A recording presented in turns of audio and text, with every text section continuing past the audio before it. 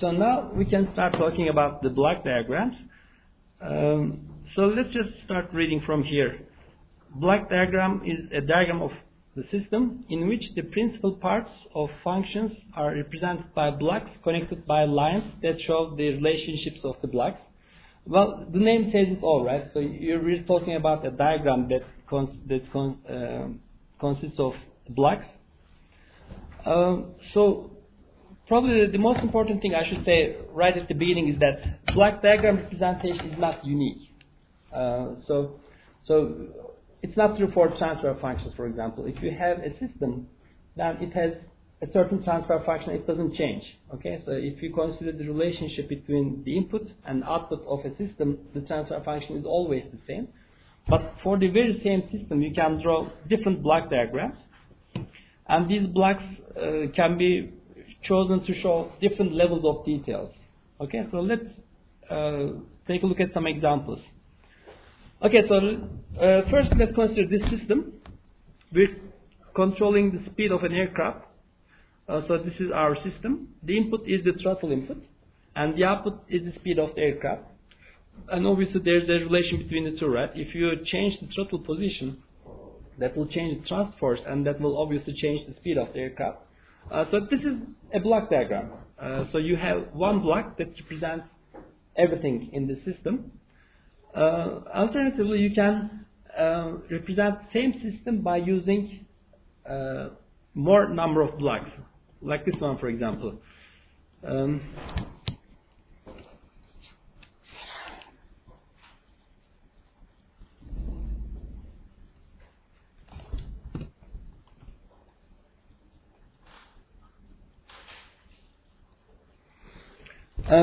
So if you, this is the system, right? So you draw a box around your system, and the arrows going into this box and the arrows coming out of the box are your inputs and outputs. So this is your inputs. So there's just one arrow going into this box, and then there's one arrow coming out of it. So you have one input and one output. So this is your system. And if you consider the second block diagram, it is still the same system. So if you draw, again, a box around your system, then the arrow going into that box and the arrow coming out of the box are the same. The same input goes in there and the same output comes out, but you have a different block diagram inside. So these blocks show the details of the original block. So here we show everything as a single block, as a single system. But if you look at this, you'll see a little bit more detail. So the throttle command goes into the engine controller. So this is a system itself. What it does is it takes the throttle command from the pilot and it adjusts the fuel flow to the engine accordingly. Okay, so the output of this box is the fuel flow. That fuel flow goes to the engine, and the engine produces the thrust force. Depending on the type of the engine, there may be a lot of things going on in that block. And once you obtain the thrust force, that thrust force acts on the aircraft and causes the aircraft to accelerate. So you have the aircraft equation of motion within this box, and the output of that becomes the speed of the aircraft. And finally, this speed is the output of this block. But we know the speed of the aircraft only if you measure it, right? So you need some sensor to measure the speed. So if you have an airspeed indicator here, this measures the speed, and as a person sitting in the cockpit, for example, you can only see this output, the speed measured by your sensor. So these two are valid block diagrams for the same system. So you can even go into more details, right? So for example, if you look at the engine, you can divide this into several blocks. If it's, for example, a turbofan engine, you can represent different parts of the engine, like you have a compressor, a combustion chamber, turbine. All these things can be represented by different blocks. In fact, you can draw tons of blocks just for this part. Similarly, for the other parts can be divided into different number of blocks. So we all call all of these diagrams block diagrams. Okay.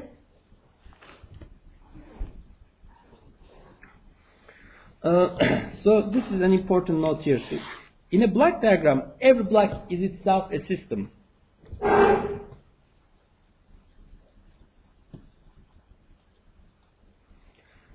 For example, if you concentrate on this block, this is a system. It has an input and it has an output, so you can study this as a system separately. Or if you look at this block, you can draw like a small box around it and call this your system, because it satisfies all the properties we expect from a system. So it has an input, there's an output, and you can change this output by changing the input. So again, each one of these blocks can be considered as separate systems. So let's take a look at another example.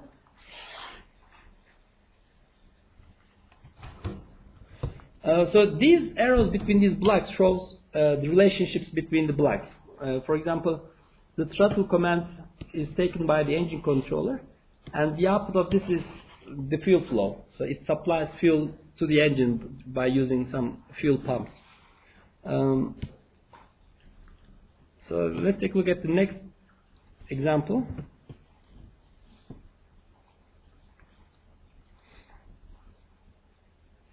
So this is the control actuation system.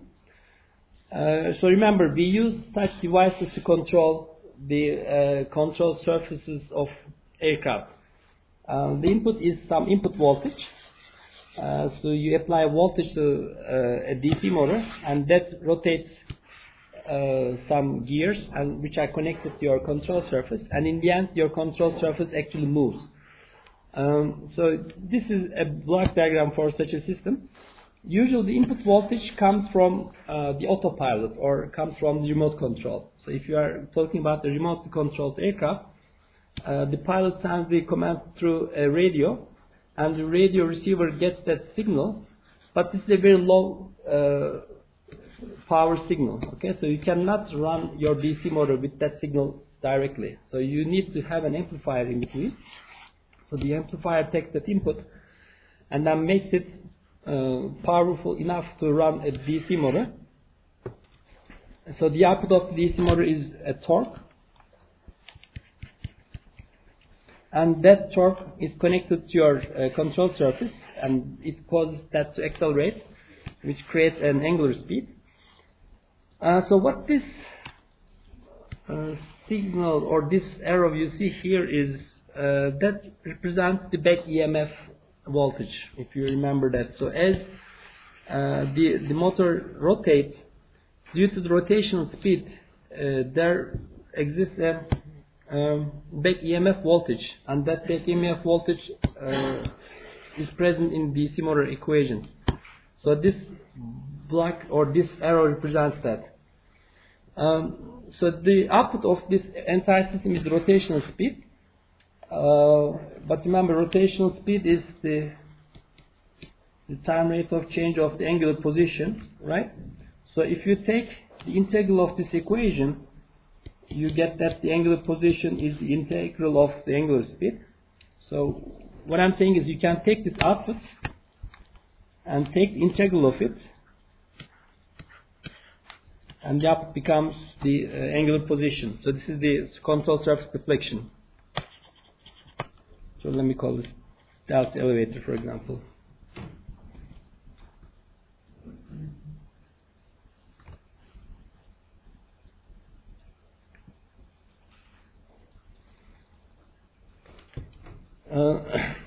So I told you that each one of these blocks is a system itself.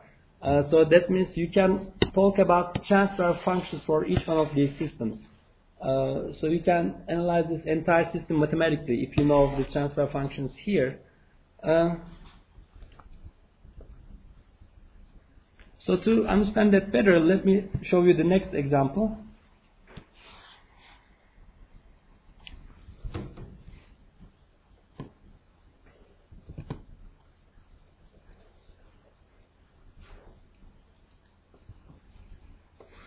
So this is the classical spring mass damper system. The transfer function of this system is this one. This is the force applied to the mass, and the output is the position of your block. So this is a block diagram for this system. So this is an example to how you can draw different block diagrams for this system. So let's take a. In fact, I can just write it here I don't need to copy everything from over there. Okay, so the output is given by the transfer function times the input.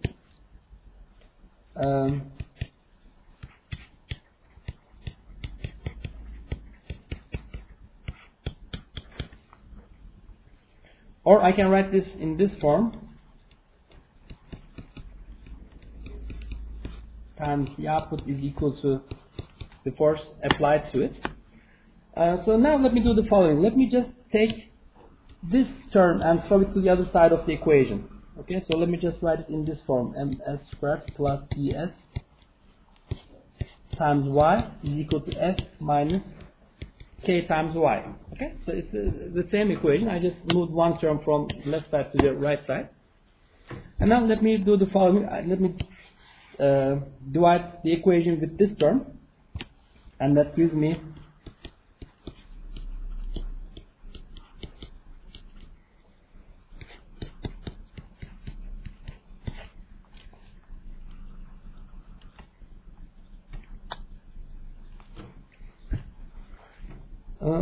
so if you compare what I have here with this, then you can say that this looks like the output equation of a system, right? But this time, this is the input, and this is the transfer function. Okay? So if you use this equation, then you can write, or you can draw a block diagram as follows. You have this input entering your system. Your system transfer function is this part, and the output is this y, right? So your output is the same as before. Okay? So what I did here is I just took the equation and then I just changed it a little bit. I moved one term to the other side, and from there I obtained a different system from the same equation. Okay, so and this is the block diagram for that new system. So in the original one, the input was the force, the output was the position, but in this new form, the input has changed, right? The input changed from f to f minus ky, and the output is still y. So this is really interesting because the output of the system is y, and then you have the output appearing as an input to the system. So the input here is f minus ky. So that means I can obtain this input as follows. I can put a summation junction here, and then I can form this input, f minus ky. So f comes here as with the plus sign, and then if I subtract from here k times y, so there should be a minus sign. So now I have this f minus ky here, right? So f goes in there, and then ky must be subtracted from that f. But the y is already available here, and then all I need is ky. So what I can do is I can take this y from there and multiply it with some constant k, and then connect it to this summation junction.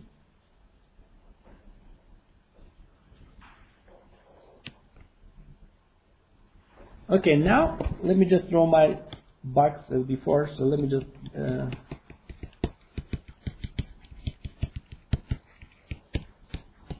so one arrow goes into this box, which is the f box, and then one arrow comes out of it, which is the y arrow. So this system is now exactly the same as this system. But here I have just one block, but in the new representation I have this block diagram. Okay, I have one box, and then I have another one here, and then I have this connection in there.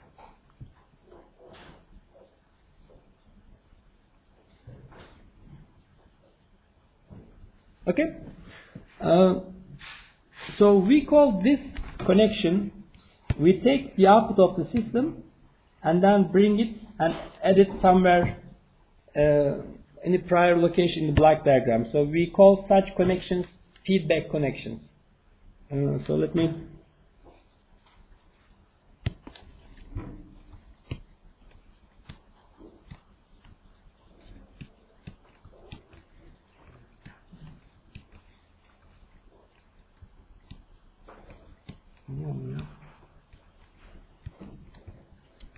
So let me make it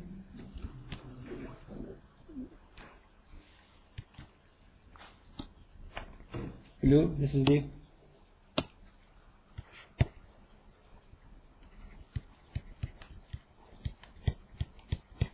and such connections are called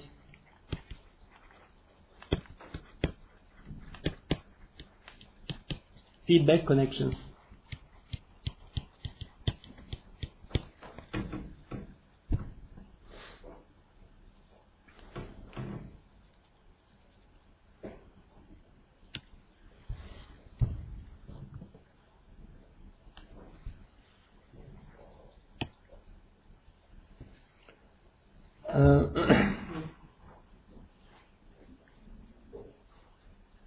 Okay, so I remember when I solved this block diagram for the first time, it was quite puzzling for me. You know, you have a system and something comes out of it, and that thing that comes out goes back into the block diagram again. And so how it works is as follows. So you have a system at first, right? And it sits at some initial conditions. So if the initial position is something, then that something comes here. And then when you apply a force to it, that force comes here, and then you subtract this thing coming from here, and then you send the resultant signal into this block, and something new comes out of that block, and that new signal goes back into your block diagram again, and this just keeps going on. Okay, so this is mathematically how this thing works. So while calculating this term, you use the initial value of the output, and then you send it to this block, and that block generates a new y. So that y updates this part again, and then it keeps updating itself. So that's how you use it.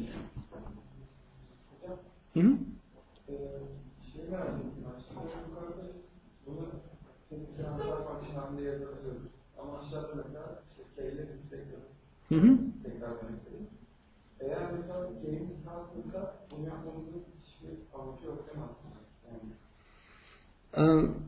K değişmiyorsa bunu herhangi bir feedback yapmamıza gerek yok. Yani sadece tek bir transfer fonksiyonu.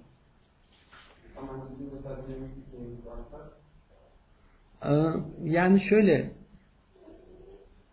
şimdi bu ikisi aynı, fakat bu farklı yerlerde farklı faydalar sağlayabilir. Bunu ilerleyen örneklerde muhtemelen biraz daha mantıklı gelecek.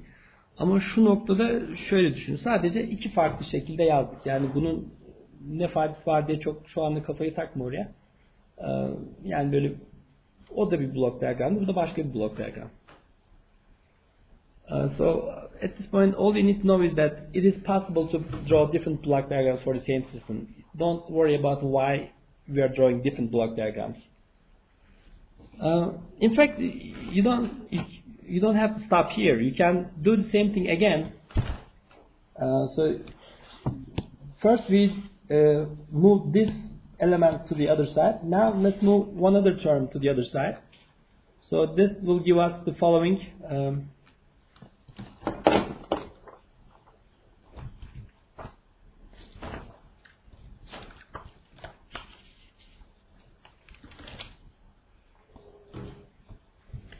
So doing so will lead to the following equation.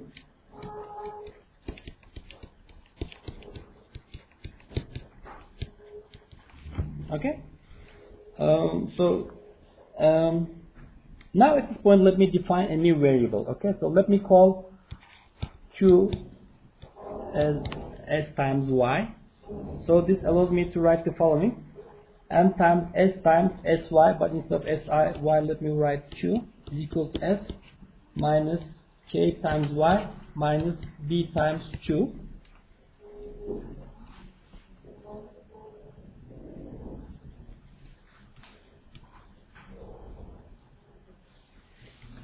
And from here I can write Q is equal to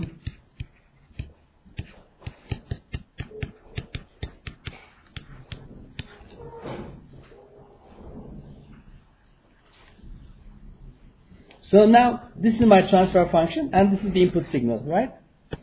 So the input signal is obtained here, which would be,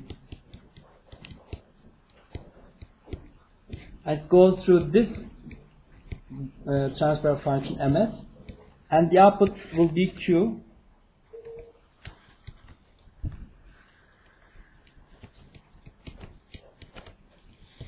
Okay, so I need to have this signal as a result of this operation here. So I have F with a positive sign. So I need Q multiplied with B subtracted from here. So the Q is already here. So I can just take that Q from there, multiply it with B, and then subtract here. Okay? And then let's take a look at this equation. Q is equal to S times Y. So from here I can write Y is equal to 1 over S times Q. So for this system right here, the input is Q, the transfer function is 1 over S, the output is Y. So the Q is here already. This is my transfer function, so let me put it here, 1 over S. And the output will be Y. So let me just write it here.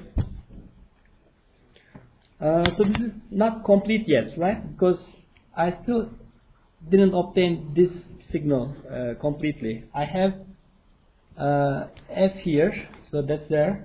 And then I have minus BQ. And then I need minus KY. So let me just complete that part. I take Y, multiply that with K, and then subtract it here. So this now completes the block diagram. Okay, so this is a third option for the same system. And notice that each time we change something, the block diagram gets bigger, right? At the very beginning, there was just one block. And then in the second one, we had this block, and then another block here with a feedback connection. Now in the last one, there are two feedback connections. One feedback connection coming from the Y output, and then another feedback connection coming from this intermediate signal that we call Q. Okay? So I should tell you here that once you start doing this, then you lose the physical meaning of the connections. So if you come back to the previous example, each connection here has a physical meaning, right? So this is fuel flow. So there's actually fuel flowing through some pipes. And here it's a force. So you create a force, and that force acts on the, these are all physical quantities. But once you start breaking apart a transfer function, then you cannot say that anymore. So, for example, any signal you generate, new signal due to breaking apart the transfer function, does not have to correspond to physical quantities anymore. It's just mathematically equal to the previous thing, but physically it may not correspond to meaningful quantities. Okay? So let's just give a break and continue after that.